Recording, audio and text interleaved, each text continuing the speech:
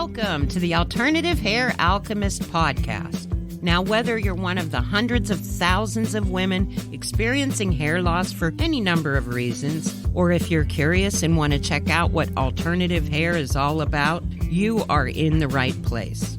Hi, I'm Deborah. I am a certified alternative hair specialist, educator, and the co-creator of a one-of-a-kind, shame-free, stigma-free alternative hair boutique called Very Best Little Hair House, and that's where the magic happens. That's where I help women and men like you find the alternative hair that brings their inner beauty out. We take over where genetics or Mother Nature dropped the ball and help you find and wear the alternative hair that makes you feel vibrant. I've made it my business to discover all there is to know about good wigs and toppers, and I love to talk about them. It's not just hair. It's so much more than that. This is about feeling complete, and if alternative hair is the way for you to do that, I got you covered. Yeah, it sucks when you see your scalp shining through your hair, but you know what? There is joy in finding the right alternative hair, trust me. It can be overwhelming at first. I mean, where do you start? Wig, topper? Oh my God, will somebody know? What if my wig falls off? First of all, take a deep breath, I got you covered. This podcast addresses all things alternative hair. It's not always as easy as just finding a wig and putting it on, so I'm going to give you a tell-it-like-it-is viewpoint from what I see firsthand. I've been through it all: stress, hair loss, alopecia, chemo, so I started my own journey about 20 years ago, and at that time I had nobody to talk to or get advice from, so I am here for you.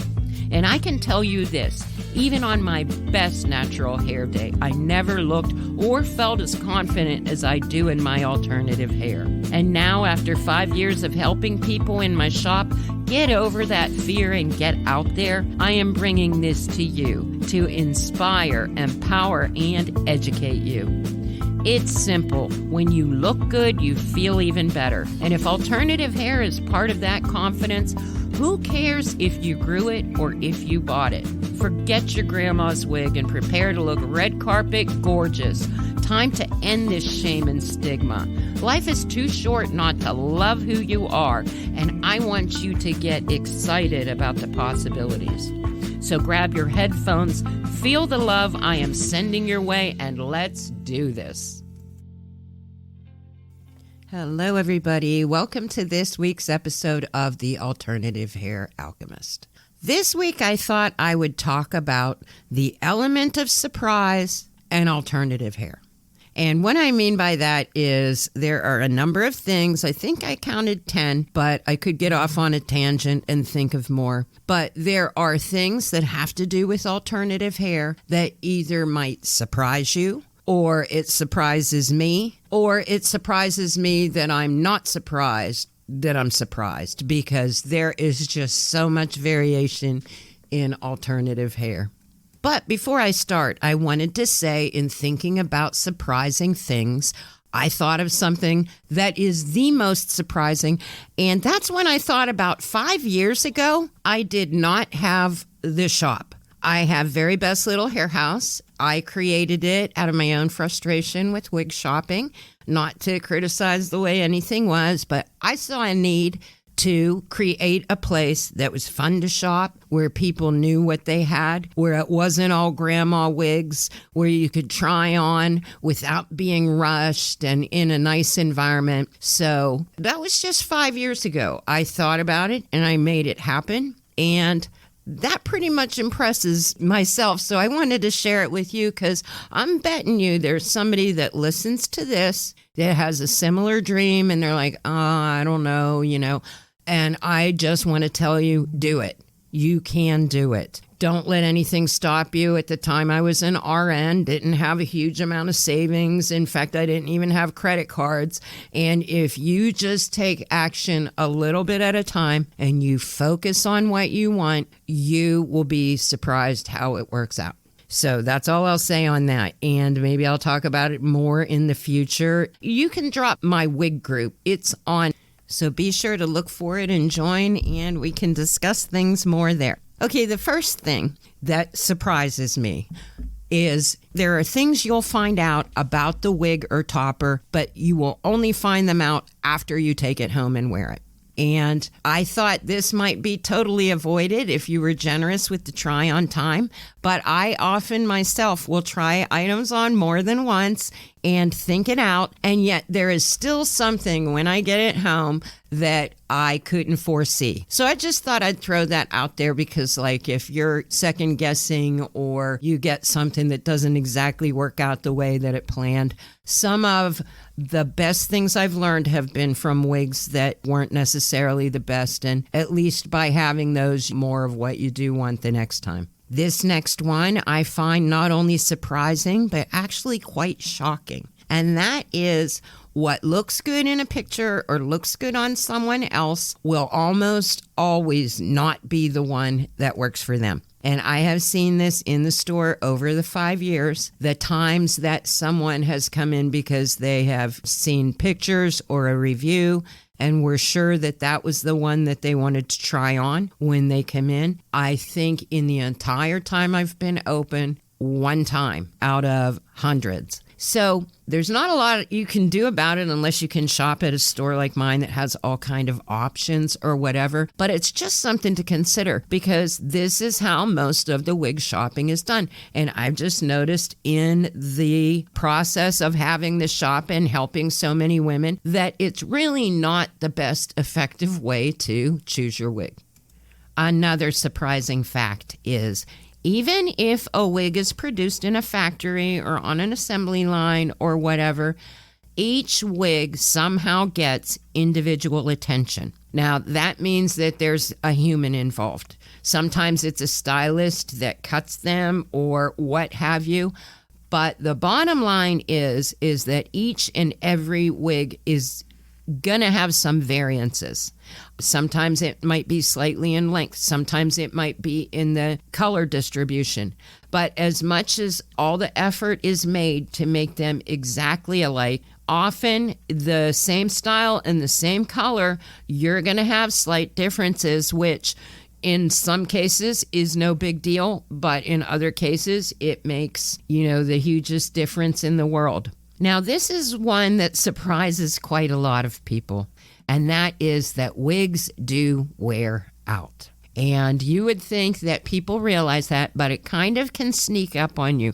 Often I will get customers that, like, at a year or so will call and say, well, it seems like it's not fitting my head, or it might have stretched out. And what I want to make you aware of is there is normal wear and tear on wigs. It's just like shoes. When you wear them, they are going to eventually show some wear. So there's several schools of thought on how to take care of your stuff. I can tell you, number one thing to extend the life of your wig is how you comb it and keeping it detangled. But other than that, wigs do wear out. Another thing they will do over a year or two of time is the color will fade. I see this so many times. Someone will come in at 2 years and we will reorder their wig. And when it comes in, it is often darker because you've got oxidation. You have, whether it's sunlight, UV light, just fluorescent light, what have you, washing it, the colors do fade. So, sometimes when the customer comes in after a year or 2 year, the new wig actually looks quite different, but it's just the individual variances and the fact that wigs eventually do wear. This one surprises most people, and it surprised me too. Remy, R-E-M-Y or R-E-M-I in some ads, isn't a type of human hair. Okay, so the word means a process that the human hair for the wig is collected so that the cuticle runs the same way. Now, what that means is the hair is pretty much usually put in ponytails and cut straight across so that how the hair is in the gathered collection is much like it would occur on the head, because you want them all essentially to be going the same way, because as you shampoo or wear the wig, that can just be a disaster if it's not laid straight. But often people will think the word Remy means that it is a better hair itself, And although it may be, the use of the word Remy does not mean that it's grade A or whatever hair. So, that's just something to be aware of. Sometimes when you read articles that have terms and stuff in them, like you tend to pick up another common one that I don't think qualifies for today, but overwhelming belief that lace front is the only natural way to go in a wig.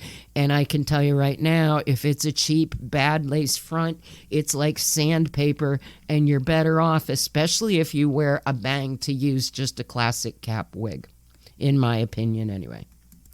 And I think the last one that I will talk about this week is the fact that it takes, on the average, 40 hours to make one hand-tied wig.